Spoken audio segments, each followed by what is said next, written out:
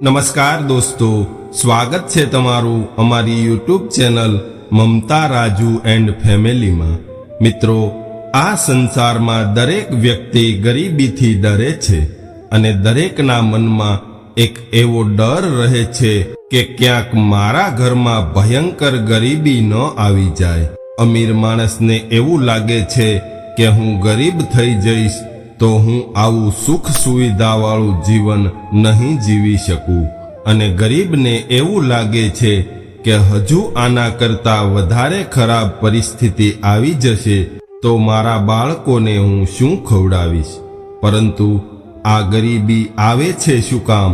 ગરીબી આવવાનું કારણ શું હોય છે? એ વાત આજની કહાનીમાં જાણવા મળશે।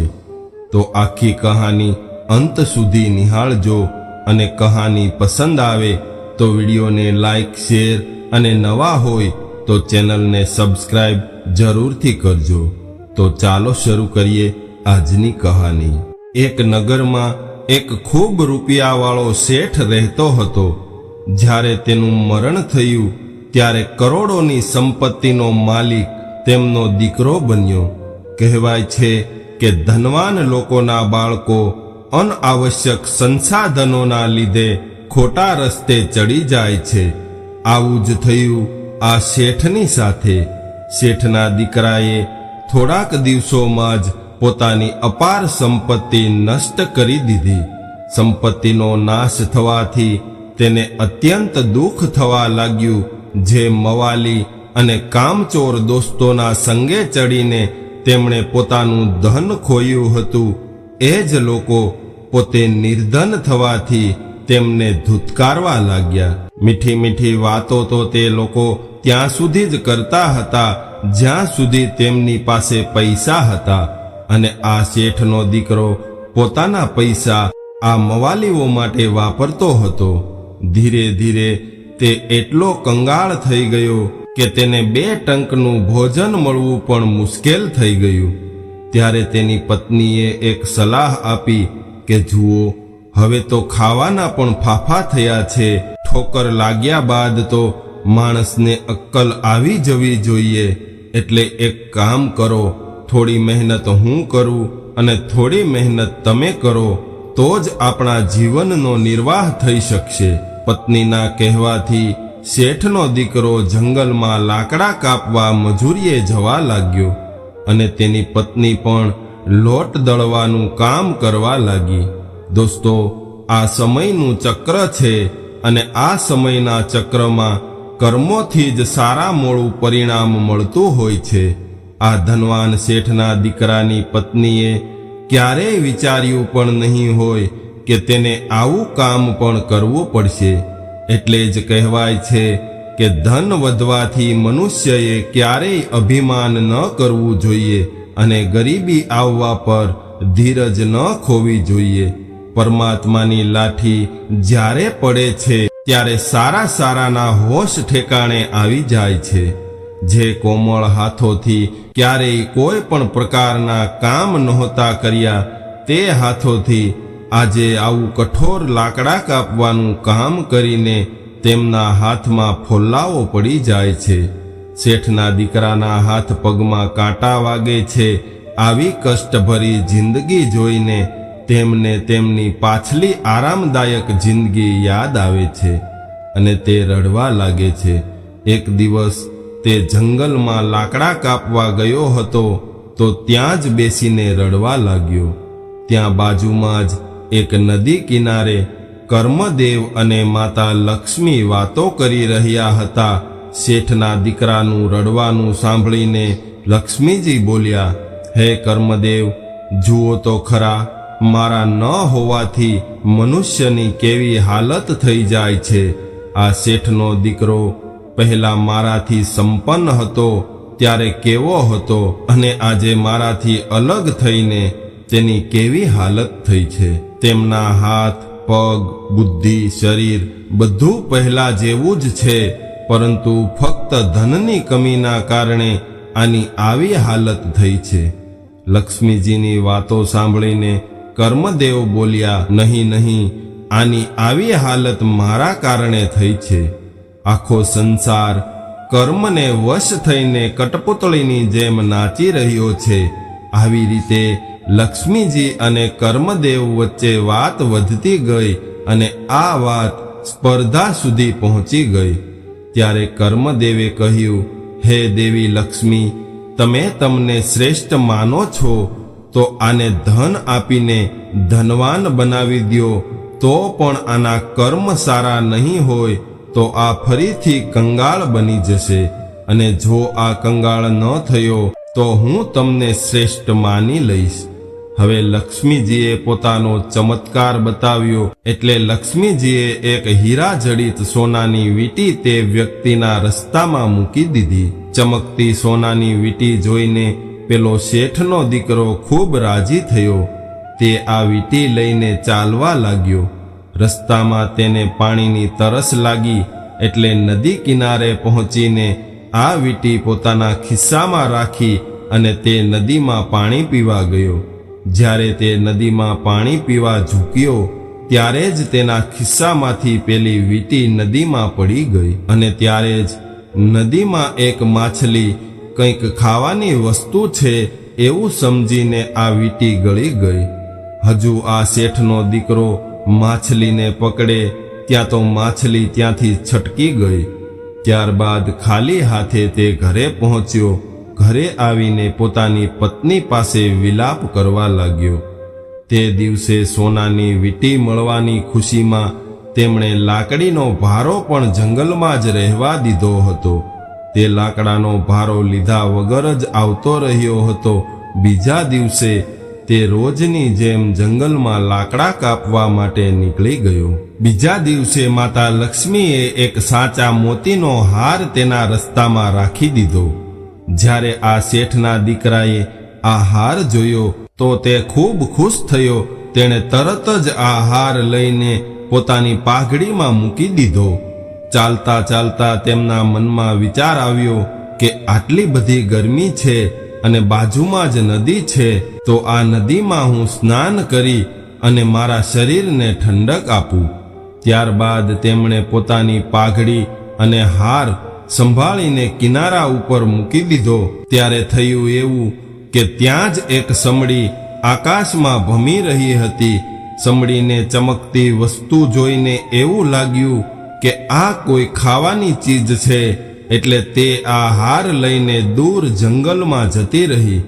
આ જોઈને પેલો શેઠનો દીકરો ખૂબ દુઃખી થયો અને નિરાશ થઈને પોતાના ઘરે આવ્યો, અને ઘરે આવીને રસ્તાની ઘટના પોતાની પત્નીને કહી અને બંને ખૂબ અફસોસ કરવા લાગ્યા.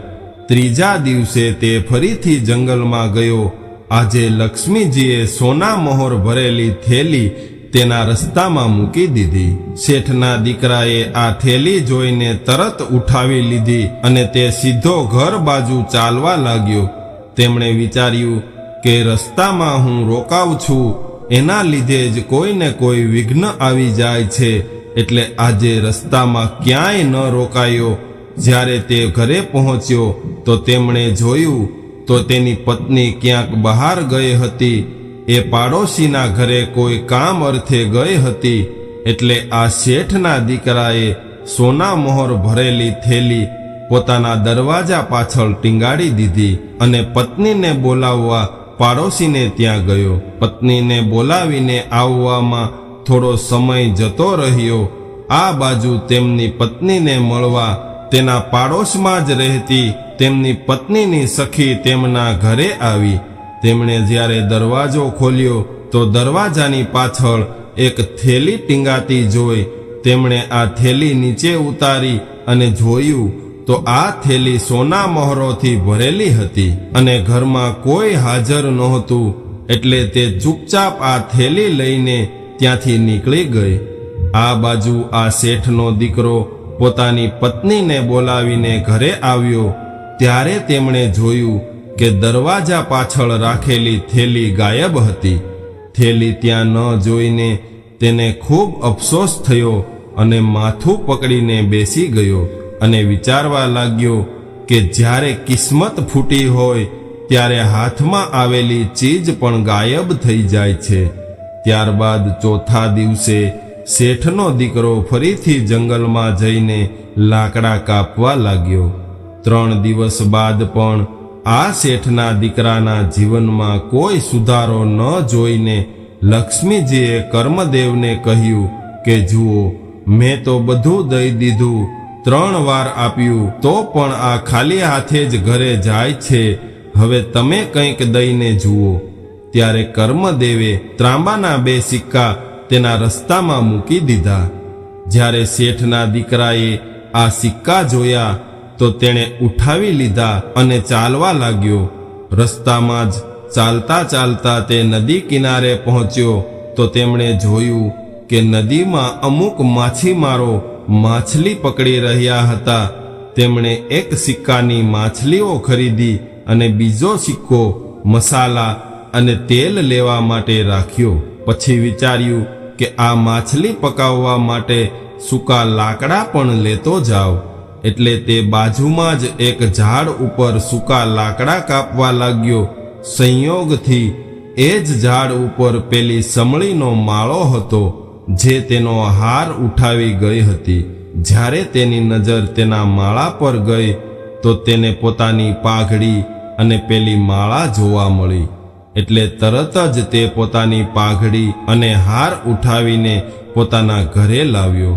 ઘરે પહોંચીને ખુશીથી પોતાની પત્નીને કહેવા લાગ્યો કે સાંભળ, જે વસ્તુ ખોવાઈ ગઈ હતી તે મળી ગઈ છે.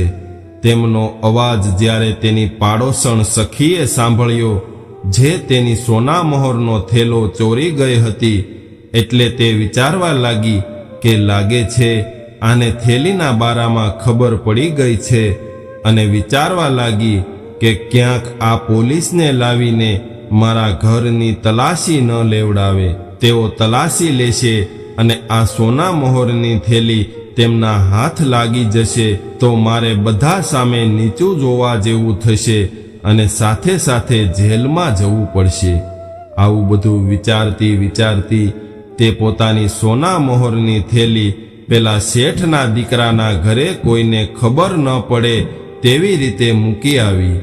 ત્યારે જ શેઠના દીકરાની નજર પેલી સોના મહોરની થેલી ઉપર પડી અને તેમણે જોયું કે તેમની ખોવાયેલી સોના મહોરની થેલી તો તેના ઘરમાં જ પડી છે. અને ત્યારબાદ તેમણે રસ્તામાં નદી કિનારેથી ખરીદેલી માછલી પકાવવા માટે કાપી તો તેના પેટમાંથી પેલી હીરા જડિત વીંટી નીકળી, જે ઘણા સમય પહેલા એક માછલી ગળી ગઈ હતી. આજે તે જ માછલી આના ઘરે મૃત હાલતમાં પહોંચી હતી. શેઠના દીકરાની ખુશીનું ઠેકાણું નહોતું. તે ખૂબ ખુશ હતો. આજે તેમની ખોવાયેલી બધી વસ્તુ તેની પાસે આવી ગઈ હતી. એટલે જ કહેવાય છે કે મનુષ્યના કર્મ જ સુખ દુઃખ દેવાવાળા હોય છે. કર્મ અનુસાર બધી વસ્તુ પોતાની મેળે જ જોડાઈ જાય છે.